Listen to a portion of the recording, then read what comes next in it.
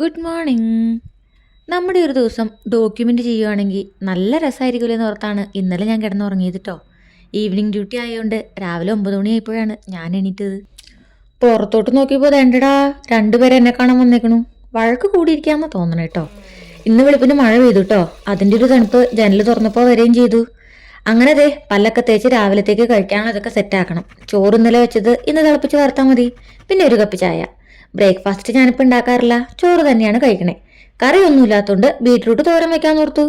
അങ്ങനെ രാവിലത്തെ ഫുഡ് കഴിച്ച് തുണിയൊക്കെ അലക്കി പിന്നെ വീട്ടിലേക്ക് വിളിച്ച് സംസാരിച്ച് സമയം പെട്ടെന്ന് അങ്ങ് പോയി. ഈ ഫ്രെയിമിൽ കാണുന്നതാണ് കേട്ടോ എൻ്റെ കുടുംബം. ചേച്ചി, അതായത് എൻ്റെ നാത്തു, UK നേഴ്സാണേ. ബ്രേക്ക് ടൈമിൽ വിളിക്കണതാണ്. അങ്ങനെ വിശേഷങ്ങളൊക്കെ പറഞ്ഞ് ഉച്ചയൂണ് കഴിച്ച് ഡ്യൂട്ടിക്ക് പോകാൻ ഞാൻ റെഡി. ഇവിടുത്തെ 4 മണി മുതൽ 12 മണി വരെയാണ് എൻ്റെ ഡ്യൂട്ടി.